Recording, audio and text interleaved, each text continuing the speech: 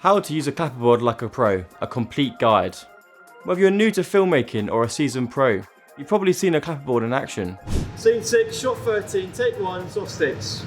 But do you know how to use it correctly to make your film set run smoother? Let's dive into everything you need to know about using a clapperboard effectively. The clapperboard, also known as a slate, is indispensable for organising shots and syncing audio with video during post-production. It's used to mark different scenes, camera setups and takes. Essentially an editor's best friend.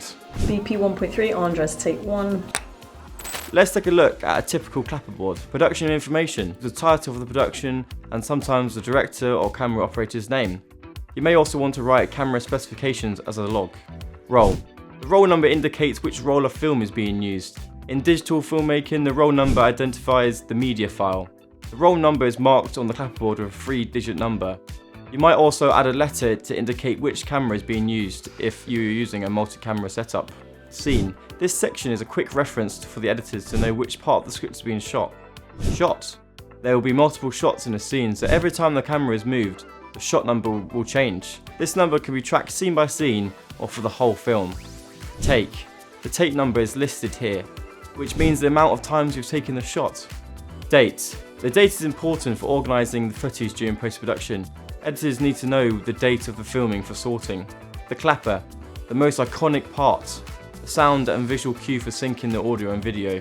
When you clap the board, the sharp noise and visual snap help to align the audio in post-production. Scene 6, shot 14, take 1, soft sticks. Oh, he soft sticked?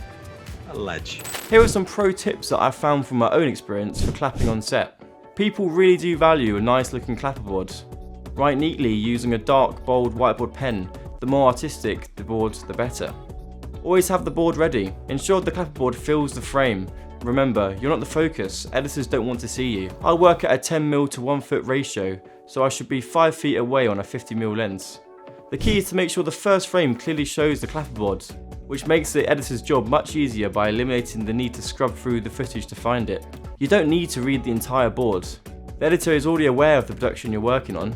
Simply wait for the sound to roll, then read the scene, shot and take. Once the camera rolls, clap the board when the first AD calls mark. Scene 6, shot 13, take 5.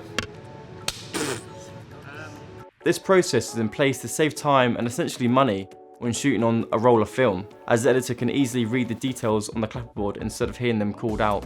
Keep track of multiple takes. It's essential to stay on top of the scene, shot and take numbers as the shoot progresses. Some second ACs even cross out the previous take on the clapperboard after each new clap to ensure everything is properly tracked. Always carry a torch. There may be times when the area near the camera is too dim to clearly see the clapperboard. Having a torch on hand allows you to light the board yourself, ensuring it's visible and readable for both the crew and the editor. Master the one-handed clap. A true seasoned pro can clap with just one hand, freeing up the other for additional tasks. It's a small but efficient skill that shows experience. And that's a wrap on today's video. You've got all the tips and tricks you need to use a clapperboard like a true pro. Whether you're a first-time assistant or a seasoned veteran, mastering these techniques will make your time on set smoother and more efficient. If you found this video helpful, please give a thumbs up and hit that subscribe button. And ring the bell so you never miss out on more tips and behind the scenes insights. Thanks for watching, and I'll catch you on the next one.